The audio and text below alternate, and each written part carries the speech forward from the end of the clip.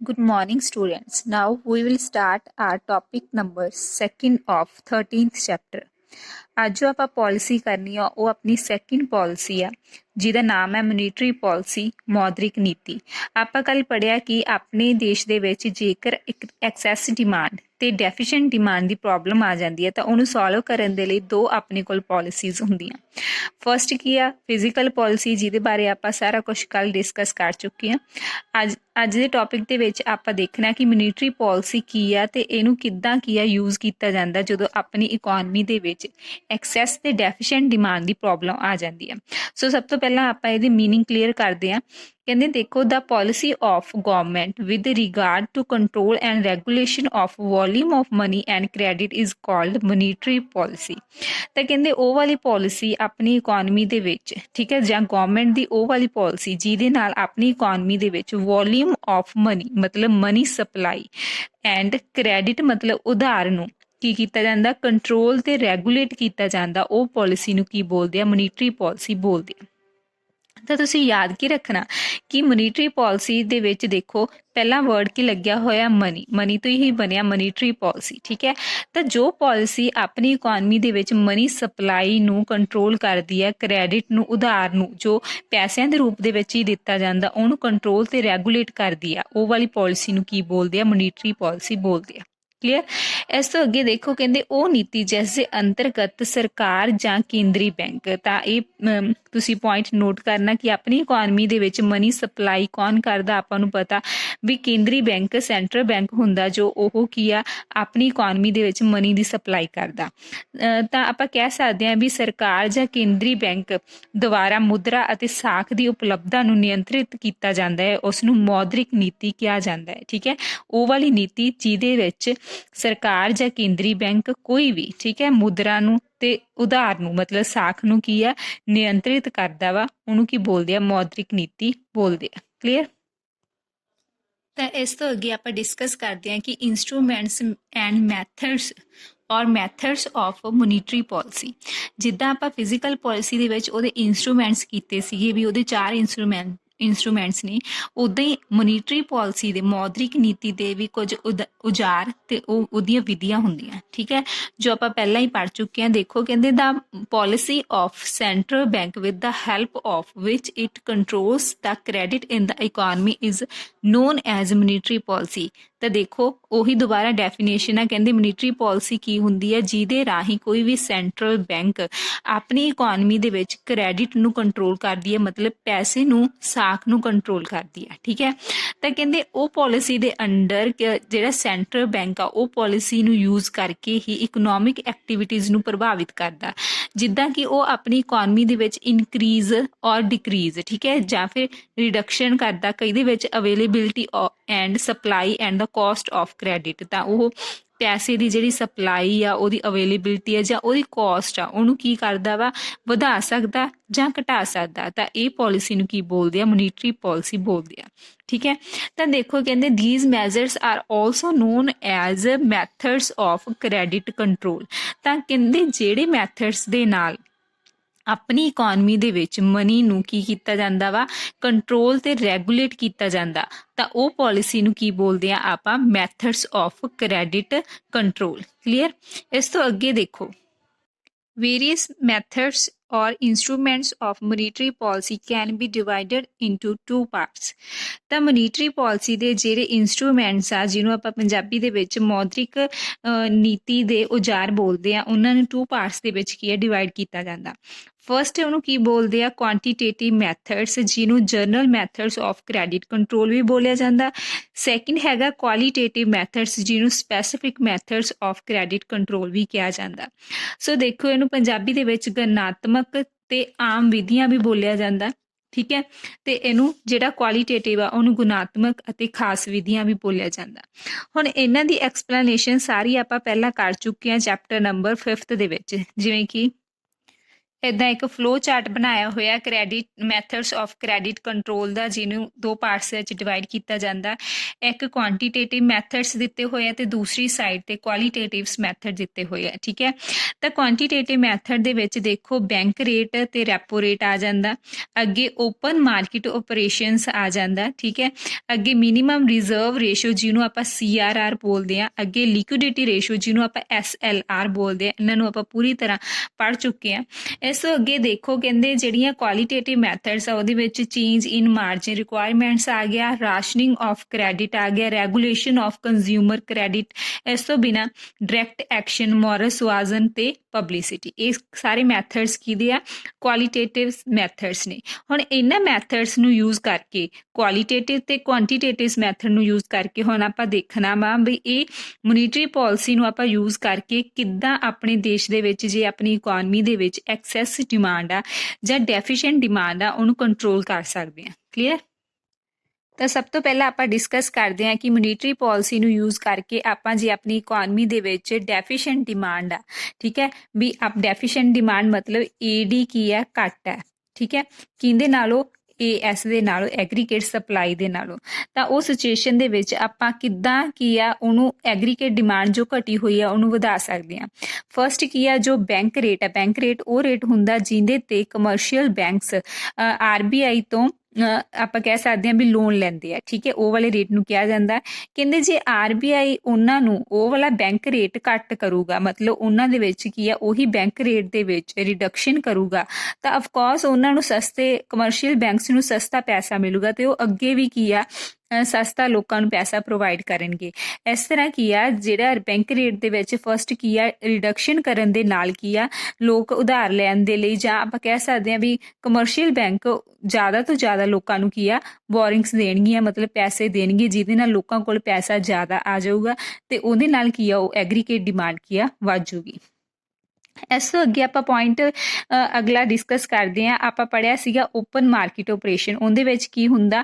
Open market operation ਦਾ ਮਤਲਬ ਹੁੰਦਾ ਜੋ ਸਿਕਿਉਰਿਟੀਜ਼ ਗਵਰਨਮੈਂਟ ਜਾਂ ਖਰੀਦਦੀ ਆ ਜਾਂ ਵੇਚਦੀ ਆ। ਠੀਕ ਹੈ, ਤਾਂ ਜੇ ਆਪਣੀ ਇਕੋਨਮੀ ਦੇ ਵਿੱਚ ਕੀ ਆ ਡੈਫੀਸ਼ੀਐਂਟ ਡਿਮਾਂਡ ਦੀ ਪ੍ਰੋਬਲਮ ਆ ਤਾਂ ਕੀ ਆ ਗਵਰਨਮੈਂਟ ਕੀ ਆ ਬਾਈ ਕਰ ਲੂਗੀ ਸਿਕਿਉਰਿਟੀਜ਼ ਨੂੰ। ਠੀਕ ਹੈ, ਸਿਕਿਉਰਿਟੀਜ਼ ਨੂੰ ਔਰ ਬਿਲਸ ਨੂੰ, ਜਿਹਦੇ ਨਾਲ ਕੀ ਹੋਊਗਾ ਲੋਕਾਂ ਦੇ ਕੋਲੋਂ ਉਹ ਸਿਕਿਉਰਿਟੀਜ਼ ਕਿਹਦੇ ਕੋਲ ਚਲੀਆਂ ਜਾਣਗੀਆਂ? RBI ਕੋਲ ਚਲੀਆਂ ਜਾਣਗੀਆਂ ਤੇ ਪੈਸਾ ਕਿਹਦੇ ਕੋਲ ਆ ਜਾਊਗਾ? ਲੋਕਾਂ ਕੋਲ ਆ ਜਾਊਗਾ। ਉਹਦੇ ਨਾਲ ਕੀ ਆ ਲੋਕਾਂ ਦੀ ਪਰਚੇਜ਼ਿੰਗ ਪਾਵਰ ਵੱਧ ਜਾਣੀ ਹੈ, ਜਿਹਦੇ ਨਾਲ ਕੀ ਆ ਇਕੋਨਮੀ ਦੇ ਵਿੱਚ AD ਤੇ ਇਫੈਕਟ ਪਊਗਾ। AD ਕੀ ਆ ਐਗਰੀਗੇਟ ਡਿਮਾਂਡ ਵੱਧ ਜੂਗੀ। ਇਸ ਤੋਂ ਅੱਗੇ ਇੱਕ ਸਿੰਪਲ ਜਿਹਾ ਪੁਆਇੰਟ ਆ ਰੇਟ ਆਫ ਇੰਟਰਸਟ। ਇੱਕ ਜੋ ਕੰਜ਼ਿਊਮਰ ਦੀ ਰੈਗੂਲੇਸ਼ਨ ਹੁੰਦੀ ਹੈ ਕ੍ਰੈਡਿਟ, ਉਹਨੂੰ ਉਹਦੇ ਨਾਲ ਜੁੜਿਆ ਹੋਇਆ ਪੁਆਇੰਟ ਆ ਵੀ ਜੇ ਆਪਾਂ ਕੰਜ਼ਿਊਮਰਸ ਨੂੰ ਜੋ ਕਸਟਮਰਸ ਹੁੰਦੇ ਆ ਕਮਰਸ਼ੀਅਲ ਬੈਂਕਸ ਦੇ ਨਾਲ ਜੁੜੇ ਹੁੰਦੇ ਆ ਉਹਨਾਂ ਨੂੰ ਘੱਟ ਰੇਟ ਆਫ ਇੰਟਰਸਟ ਤੇ ਪੈਸਾ ਦੇਵਾਂਗੇ ਤਾਂ ਉਹਦੇ ਨਾਲ ਕੀ ਹੋਊਗਾ ਲੋਕਾਂ ਦੇ ਵਿੱਚ ਜ਼ਿਆਦਾ ਇਨਕਰੇਜਮੈਂਟ ਆਊਗੀ, ਉਹ ਜ਼ਿਆਦਾ ਪੈਸਾ ਉਧਾਰ ਲੈਣਗੇ ਕਿਉਂਕਿ ਉਹਨੂੰ ਸਸਤਾ ਪੈਸਾ ਮਿਲ ਰਿਹਾ ਕਮਰਸ਼ੀਅਲ ਬੈਂਕਸ ਤੋਂ। ਤਾਂ ਉਹਦੇ ਨਾਲ ਕੀ ਆ ਲੋਕਾਂ ਕੋਲ ਪੈਸਾ ਜ਼ਿਆਦਾ ਆਊਗਾ, ਜਿਹਦੇ ਨਾਲ ਕੀ ਆ ਉਹਨਾਂ ਦੀ ਇਨਕਮ ਜ਼ਿਆਦਾ ਹੋਊਗੀ ਤੇ ਉਹਦੇ ਨਾਲ ਕੀ ਆ ਉਹਨਾਂ ਦੀ ਪਰਚੇਜ਼ਿੰਗ ਪਾਵਰ ਵਧਣ ਦੇ ਨਾਲ AD ਕੀ ਆ ਵੱਧ ਜੂਗੀ। ਇਸ ਤੋਂ ਬਿਨਾਂ ਅੱਗੇ ਜਿਹੜਾ CRR ਆ ਉਹਦੇ ਵਿੱਚ ਕੀ ਰਿਡਕਸ਼ਨ ਕੀਤੀ ਜਾਊਗੀ। ਹੁਣ ਜਿਹੜਾ CRR ਦਾ ਮਤਲਬ ਹੁੰਦਾ ਉਹ ਵਾਲਾ ਪਾਰਟ ਜੋ ਕਮਰਸ਼ੀਅਲ ਬੈਂਕ ਨੇ RBI ਕੋਲ ਜਮ੍ਹਾਂ ਕਰਵਾਉਣਾ ਹੁੰਦਾ। ਹੁਣ ਜੇ ਇਹੀ CRR ਇਹੀ ਰੇਸ਼ੋ ਜੋ ਪੈਸਾ ਕਮਰਸ਼ੀਅਲ ਬੈਂਕ ਨੇ RBI ਕੋਲ ਜਮ੍ਹਾਂ ਕਰਵਾਉਣਾ ਉਹਦੀ ਰੇਸ਼ੋ ਘੱਟ ਹੋਊਗੀ, ਠੀਕ ਹੈ, ਉਹਦੀ ਅਮਾਊਂਟ ਘੱਟ ਹੋਊਗੀ ਤਾਂ ਓਬਵੀਅਸ ਆ ਵੀ ਉਹਨਾਂ ਕੋਲ ਲੋਕਾਂ ਨੂੰ ਦੇਣ ਲਈ ਪੈਸਾ ਕੀ ਆ ਵੱਧ ਜੂਗਾ। ਤਾਂ CRR ਦੇ ਵਿੱਚ ਕੀ ਕੀਤੀ ਜਾਊਗੀ? ਰਿਡਕਸ਼ਨ ਕੀਤੀ ਜਾਊਗੀ।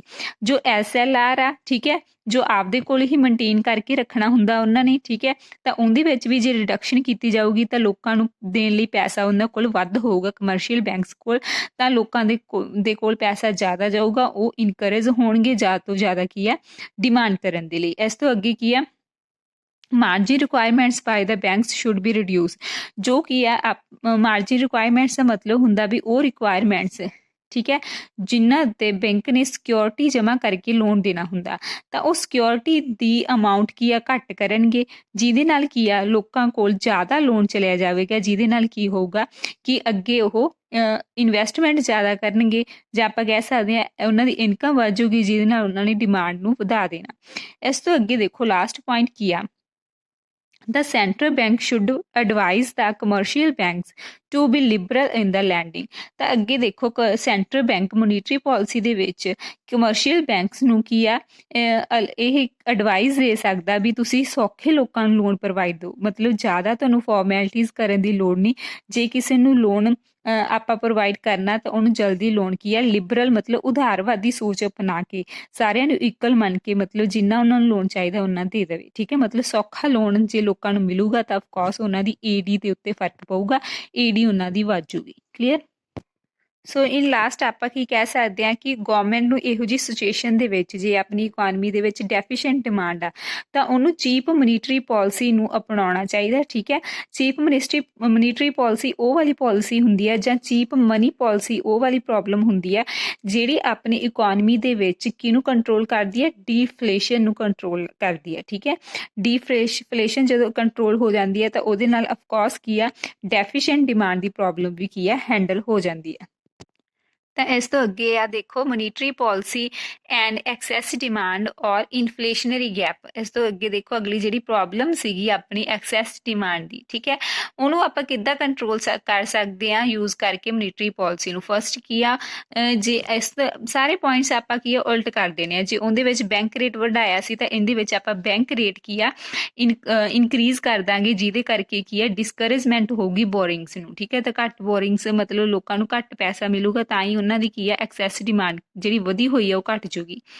ਇਸ ਤੋਂ ਅੱਗੇ ਦੇਖੋ ਓਪਨ ਮਾਰਕੀਟ ਆਪਰੇਸ਼ਨ ਦੇ ਵਿੱਚ ਕੀ ਆ ਜਿਹੜਾ ਸੈਂਟਰਲ ਬੈਂਕ ਆ ਉਹ ਕੀ ਆ ਵੇਚ ਦੂਗਾ ਸਿਕਿਉਰਿਟੀਜ਼ ਨੂੰ ਲੋਕਾਂ ਨੂੰ। ਠੀਕ ਹੈ, ਤਾਂ ਸਿਕਿਉਰਿਟੀਜ਼ ਕਿਹਨਾਂ ਕੋਲ ਚਲੀਆਂ ਜਾਣਗੀਆਂ, ਲੋਕਾਂ ਕੋਲ, ਤੇ ਲੋਕਾਂ ਦਾ ਪੈਸਾ ਕਿਹਨਾਂ ਕੋਲ ਚਲਿਆ ਜਾਊਗਾ, ਸੈਂਟਰਲ ਬੈਂਕ ਕੋਲ। ਤਾਂ ਲੋਕਾਂ ਦਾ ਪੈਸਾ ਜਦੋਂ ਸੈਂਟਰਲ ਬੈਂਕ ਕੋਲ ਚਲਿਆ ਗਿਆ ਤਾਂ ਆਫਕੋਰਸ ਲੋਕਾਂ ਕੋਲ ਪੈਸਾ ਘੱਟ ਜੂਗਾ ਤੇ ਉਹਨਾਂ ਨੇ ਆਪਣੀ ਡਿਮਾਂਡ ਨੂੰ ਵੀ ਕੀ ਕਰ ਦੇਣਾ, ਘੱਟ ਕਰ ਦੇਣਾ। ਕਲੀਅਰ। ਇਸ ਤੋਂ ਬਿਨਾਂ ਅੱਗੇ ਕੀ ਆ ਜਿਹੜੀ ਕ੍ਰੈਡਿਟ ਕ੍ਰੀਏਸ਼ਨ ਕੀਤੀ ਜਾਂਦੀ ਆ ਉਹ ਕਪੈਸਿਟੀ ਨੂੰ ਕਮਰਸ਼ੀਅਲ ਬੈਂਕਸ ਕੀ ਆ ਘੱਟ ਕਰ ਦੇਣਗੇ, ਜਿਹਦੇ ਨਾਲ ਕੀ ਆ ਆਪਣੀ ਇਕੋਨਮੀ ਦੇ ਵਿੱਚ ਮਨੀ ਸਪਲਾਈ ਘੱਟ ਹੋਊਗੀ। ਠੀਕ ਹੈ, ਇਹ ਕਿੱਦਾਂ ਕਰ ਸਕਦੇ ਆ, ਜਿਹੜਾ CRR ਆ ਉਹਨੂੰ ਕੀ ਆ ਇਨਕਰੀਜ਼ ਕਰਕੇ। ਕਲੀਅਰ। ਇਦੋਂ ਅੱਗੇ ਮਾਰਜਿਨ ਰਿਕੁਆਇਰਮੈਂਟਸ ਆ ਉਹਨਾਂ ਨੂੰ ਵੀ ਵਧਾ ਦੇਣਾ ਚਾਹੀਦਾ। ਠੀਕ ਹੈ, ਇਸ ਤੋਂ ਬਿਨਾਂ ਜਿਹੜੀ ਕ੍ਰੈਡਿਟ ਰਾਸ਼ਨਿੰਗ ਆ ਉਹਨਾਂ ਨੂੰ ਕੀ ਆ ਇੰਟਰੋਡਿਊਸ ਕਰਨਾ ਚਾਹੀਦਾ ਵੀ ਕੁਛ ਲਿਮਿਟਸ ਦੇ ਵਿੱਚ ਹੀ ਕਿਸੇ ਖਾਸ ਸੈਕਟਰ ਨੂੰ, ਸਪੈਸੀਫਿਕ ਸੈਕਟਰ ਨੂੰ ਹੀ ਲੈਂਡਿੰਗਸ ਕੀਤੀਆਂ ਜਾਣ, ਅਦਰਵਾਈਜ਼ ਨਹੀਂ ਦਿੱਤਾ ਜਾਂਦਾ ਕਿਸੇ ਵੀ ਸੈਕਟਰ ਨੂੰ ਪੈਸਾ। ਠੀਕ ਹੈ, ਇਸ ਤੋਂ ਅੱਗੇ ਦੇਖੋ commercial bank should be advise to be selective in the lending. Selective in the lending ਦਾ ਮਤਲਬ ਕੀ ਹੁੰਦਾ, ਕੋਈ ਵੀ ਸਿਲੈਕਟਿਵ ਪੈਸਾ ਉਧਾਰਾ ਦੇਣਾ। ਮਤਲਬ ਅੱਗੇ ਆਪਾਂ ਪੜ੍ਹਿਆ ਸੀ ਜੇ ਕੀ ਆ ਡੈਫੀਸ਼ੀਐਂਟ ਡਿਮਾਂਡ ਆ ਤਾਂ ਉਹ ਸੈਂਟਰਲ ਬੈਂਕ ਨੇ ਐਡਵਾਈਜ਼ ਦਿੱਤੀ ਸੀਗੀ ਕਿ ਕਮਰਸ਼ੀਅਲ ਬੈਂਕਸ ਨੂੰ ਵੀ ਤੁਸੀਂ ਲਿਬਰਲ ਬਿਹੇਵੀਅਰ ਨੂੰ ਅਪਣਾਉਣਾ, ਵੀ ਸੌਖੀ ਕੀ ਆ ਲੋਕਾਂ ਨੂੰ ਲੋਨ ਵਗੈਰਾ ਪ੍ਰੋਵਾਈਡ ਕਰ ਦੇਣੇ ਆ। ਪਰ ਇਹਦੇ ਵਿੱਚ ਦੇਖੋ ਲੋਕਾਂ ਕੋਲ ਪੈਸਾ ਆਲਰੇਡੀ ਬਹੁਤ ਜ਼ਿਆਦਾ ਤਾਂ ਹੀ ਉਹ ਡਿਮਾਂਡ ਜ਼ਿਆਦਾ ਕਰ ਰਹੇ ਆ। ਉਹਨਾਂ ਦੀ ਡਿਮਾਂਡ ਨੂੰ ਘੱਟ ਕਰਨ ਦੇ ਲਈ ਕੀ ਆ ਉਹਨਾਂ ਦੇ ਸਪੈਸੀਫਿਕ ਸੈਕਟਰ ਨੂੰ ਸਿਲੈਕਟਿਵ ਲੈਂਡਿੰਗਸ ਹੀ ਹੋਣਗੀਆਂ ਵੀ ਇਹਨਾਂ ਨੂੰ ਖਾਸ ਬਸ ਇੰਨੇ % ਹੀ ਕੀ ਕਹਿ ਸਕਦੇ ਆਪਾਂ ਵੀ ਲੋਨ ਦੇਣਾ, ਇਸ ਤੋਂ ਜ਼ਿਆਦਾ ਨਹੀਂ ਦੇਣਾ, ਉਹਨੂੰ ਬੋਲਦੇ ਆ ਸਿਲੈਕਟਿਵ ਲੈਂਡਿੰਗਸ ਕੀਤੀਆਂ ਜਾਣਗੀਆਂ। ਇਨ ਸ਼ਾਰਟ ਦੇ ਵਿੱਚ ਆਪਾਂ ਕਹਿ ਸਕਦੇ ਹਾਂ ਵੀ ਗਵਰਨਮੈਂਟ ਨੂੰ ਕਿਹੜੀ ਪਾਲਿਸੀ ਅਪਣਾਉਣੀ ਪਊਗੀ, ਡੀਅਰ ਮੋਨੀਟਰੀ ਪਾਲਿਸੀ ਜਾਂ ਡੀਅਰ ਮਨੀ ਪਾਲਿਸੀ, ਜਿਹਦੇ ਨਾਲ ਕੀ ਆ ਆਪਣੀ ਇਕੋਨਮੀ ਦੇ ਵਿੱਚ ਇਨਫਲੇਸ਼ਨ ਨੂੰ ਕੰਟਰੋਲ ਕੀਤਾ ਜਾਂਦਾ। ਤਾਂ ਤੁਸੀਂ ਯਾਦ ਕੀ ਰੱਖਣਾ ਕਿ ਡੀਅਰ ਮੋਨੀਟਰੀ ਪਾਲਿਸੀ ਦੇ ਨਾਲ ਇਨਫਲੇਸ਼ਨ ਨੂੰ ਕੰਟਰੋਲ ਕੀਤਾ ਜਾਂਦਾ। ਕਲੀਅਰ। ਜਿਹੜੀ ਐਕਸੈਸ ਡਿਮਾਂਡ ਵੇਲੇ ਯੂਜ਼ ਕੀਤੀ ਜਾਊਗੀ ਤੇ ਜਿਹੜੀ ਚੀਪ ਮੋਨੀਟਰੀ ਪਾਲਿਸੀ ਹੈ ਜਿਹੜੀ ਆਪਾਂ ਪਿੱਛੇ ਪੜ੍ਹ ਚੁੱਕੇ ਹਾਂ ਉਹਨੂੰ ਜਦੋਂ ਆਪਣੀ ਇਕੋਨਮੀ ਦੇ ਵਿੱਚ ਡੀਫਲੇਸ਼ਨ ਆ ਉਹਨੂੰ ਕੰਟਰੋਲ ਕਰਨ ਦੇ ਲਈ ਅਪਣਾਇਆ ਜਾਂਦਾ। ਕਲੀਅਰ। ਤਾਂ ਇਸ ਤੋਂ ਅੱਗੇ ਆਪਣਾ ਲਾਸਟ ਵਾਲਾ ਟੌਪਿਕ ਆ ਕਿ ਕੀ ਡਿਫਰੈਂਸ ਆ ਫਿਜ਼ੀਕਲ ਪਾਲਿਸੀ ਤੇ ਮੋਨੀਟਰੀ ਪਾਲਿਸੀ ਦੇ ਵਿੱਚ। ਇਹ ਇੰਪੋਰਟੈਂਟ ਕੁਐਸਚਨ ਹੈਗਾ ਆਪਣਾ। ਠੀਕ ਹੈ, ਆਪਾਂ ਫਿਜ਼ੀਕਲ ਪਾਲਿਸੀ ਬਾਰੇ ਵੀ ਸਾਰਾ ਕੁਝ ਪੜ੍ਹ ਚੁੱਕੇ ਹਾਂ ਤੇ ਮੋਨੀਟਰੀ ਪਾਲਿਸੀ ਬਾਰੇ ਵੀ। ਹੁਣ ਆਪਾਂ ਇਹਦੇ ਦੇ ਡਿਫਰੈਂਸ ਕਰਦੇ ਹਾਂ। ਤਾਂ ਦੇਖੋ physical policy is concern with the control and regulation of public revenue and the public expenditure. ਤਾਂ ਫਿਜ਼ੀਕਲ ਪਾਲਿਸੀ ਆ ਉਹ ਕਿਹਦੇ ਨਾਲ ਕੰਸਰਨ ਕਰਦੀ ਆ, ਉਹ ਕੰਟਰੋਲ ਤੇ ਰੈਗੂਲੇਟ ਕਰਦੀ ਹੈ ਕਿਹਨੂੰ, ਪਬਲਿਕ ਦੇ ਰੈਵਨਿਊ ਆਮਦਨ ਤੇ ਪਬਲਿਕ ਦੇ ਖਰਚ ਨੂੰ। ਕਲੀਅਰ। ਦੂਜੇ ਪਾਸੇ ਜਿਹੜੀ ਮੋਨੀਟਰੀ ਪਾਲਿਸੀ ਆ ਉਹ ਕੰਟਰੋਲ ਤੇ ਰੈਗੂਲੇਟ ਕਰਦੀ ਆ ਵੋਲਿਊਮ ਆਫ ਮਨੀ ਤੇ ਕ੍ਰੈਡਿਟ ਨੂੰ। ਠੀਕ ਹੈ, ਆਪਾਂ ਹੁਣੇ ਪੜ੍ਹ ਕੇ ਹਟੇ ਆ ਕਿ ਆਪਣੀ ਇਕੋਨਮੀ ਦੇ ਵਿੱਚ ਮਨੀ ਸਪਲਾਈ ਤੇ ਕ੍ਰੈਡਿਟ ਨੂੰ ਜੋ ਪਾਲਿਸੀ ਕੰਟਰੋਲ ਕਰਦੀ ਆ ਉਹਨੂੰ ਮੋਨੀਟਰੀ ਪਾਲਿਸੀ ਕਿਹਾ ਜਾਂਦਾ। ਅੱਗੇ ਗੱਲ ਆ ਕਿ ਇੰਸਟਰੂਮੈਂਟਸ, ਇਹਦੇ ਵਿੱਚ ਪੜ੍ਹੇ ਸੀ ਇਹਦੇ ਇੰਸਟਰੂਮੈਂਟਸ ਕਿਹੜੇ ਆ, ਟੈਕਸ ਹੋ ਗਏ ਜਿਵੇਂ ਪਬਲਿਕ ਬੋਰਿੰਗਸ ਜਾਂ ਪਬਲਿਕ ਡੈਟ ਵੀ ਬੋਲਦੇ ਆ ਆਪਾਂ, ਪਬਲਿਕ ਐਕਸਪੈਂਡੀਚਰ ਹੋ ਗਿਆ, ਡੈਫਿਸਿਟ ਫਾਈਨਾਂਸਿੰਗ ਹੋ ਗਈ। ਠੀਕ ਹੈ, ਇਹਦੇ ਕੀ ਆ 4 ਇੰਸਟਰੂਮੈਂਟਸ ਆ। ਇਹਦੇ ਵਿੱਚ ਆਪਾਂ ਇੰਸਟਰੂਮੈਂਟਸ ਕਿਹੜੇ ਪਏ ਆ, ਕੁਆਲੀਟੇਟਿਵ ਵੀ ਪੜ੍ਹੇ ਆ ਤੇ ਕੁਆਲੀਟੇਟਿਵ ਤੇ ਕੁਆਂਟੀਟੇਟਿਵ ਵੀ ਪੜ੍ਹਿਆ, ਠੀਕ ਹੈ। ਤੇ ਸਾਰੇ ਪੁਆਇੰਟਸ ਆਪਾਂ ਲਿਖ ਸਕਦੇ ਹਾਂ ਇੱਥੇ, bank rate, repo rate, open market operation, ਚੀਜ਼ in cash reserve ratio, margin requirements, credit creation ਤੇ ਮੋਰਲ ਸੁਆਜ਼ਨ, ਠੀਕ ਹੈ। ਇਹ ਸਾਰੇ ਕੀ ਆ, ਇਹਦੇ ਇੰਸਟਰੂਮੈਂਟਸ ਆ। ਤਾਂ ਅੱਗੇ ਦੇਖੋ, physical policy is formulated and implemented by the government. ਤਾਂ ਜਿਹੜੀ ਫਿਜ਼ੀਕਲ ਪੋਲਿਸੀ ਆਪਾਂ ਨੂੰ ਪਤਾ ਵੀ ਉਹ ਡੀਲ ਕਰਦੀ ਹੈ ਕਿਹਦੇ ਨਾਲ, ਆਮਦਨ ਤੇ ਖਰਚ ਦੇ ਨਾਲ, ਠੀਕ ਹੈ। ਤਾਂ ਆਪਣੀ ਇਕੋਨਮੀ ਦੇ ਵਿੱਚ ਆਪਾਂ ਬਜਟ ਦਾ ਲੈਸਨ ਪੜ੍ਹਿਆ ਸੀਗਾ, ਤਾਂ ਉਹਦੇ ਵਿੱਚ ਬਜਟ ਕੌਣ ਬਣਾਉਂਦਾ, ਆਪਾਂ ਨੂੰ ਪਤਾ ਵੀ ਗਵਰਨਮੈਂਟ ਬਣਾਉਂਦੀ ਆ। ਸੋ ਫਿਜ਼ੀਕਲ ਪੋਲਿਸੀ ਕਿਹਦੇ ਦੁਆਰਾ ਬਣਾਈ ਜਾਂਦੀ ਹੈ, ਗਵਰਨਮੈਂਟ ਦੁਆਰਾ ਬਣਾਈ ਤੇ ਲਾਗੂ ਕੀਤੀ ਜਾਂਦੀ ਹੈ। ਦੂਜੇ ਪਾਸੇ ਆਪਾਂ ਪੜ੍ਹਿਆ ਸੀ ਕਿ ਆਪਣੀ ਇਕੋਨਮੀ ਦੇ ਵਿੱਚ ਮਨੀ ਸਪਲਾਈ ਕੌਣ ਕਰਦਾ, ਆਪਾਂ ਨੂੰ ਪਤਾ ਵਾ ਸੈਂਟਰਲ ਬੈਂਕ ਕਰਦਾ। ਸੋ ਮੋਨੀਟਰੀ ਪਾਲਿਸੀ ਕਿਹਦੇ ਦੁਆਰਾ ਫਾਰਮੂਲੇਟ ਕੀਤੀ ਜਾਂਦੀ ਹੈ ਤੇ ਇੰਪਲੀਮੈਂਟ ਕੀਤੀ ਜਾਂਦੀ ਹੈ ਆਪਣੀ ਇਕੋਨਮੀ ਦੇ ਵਿੱਚ, ਸੈਂਟਰਲ ਬੈਂਕ ਦੁਆਰਾ। ਕਲੀਅਰ। ਤਾਂ ਫਿਜ਼ੀਕਲ ਪੋਲਿਸੀ ਦੇਖੋ ਕਹਿੰਦੇ has a direct bearing on all the sectors of the economy. ਤਾਂ ਫਿਜ਼ੀਕਲ ਪੋਲਿਸੀ ਦਾ ਸਾਰੇ ਆਪਣੀ ਇਕੋਨਮੀ ਦੇ ਵਿੱਚ ਜਿੰਨੇ ਵੀ ਸੈਕਟਰ ਆ ਸਾਰਿਆਂ ਦੇ ਉੱਤੇ ਕੀ ਹੈ, ਡਾਇਰੈਕਟ ਭਾਰ ਪੈਂਦਾ, ਉਹਦਾ ਪ੍ਰਭਾਵ ਪੈਂਦਾ ਵਾ, ਠੀਕ ਹੈ।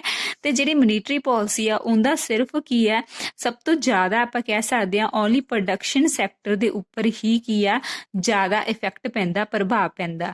ਇਹਦੇ ਨਾਲ ਹੀ ਆਪਣਾ ਇਹ ਸਾਰਾ ਚੈਪਟਰ ਇੱਥੇ ਫਿਨਿਸ਼ ਹੋ ਜਾਂਦਾ। Thank you students.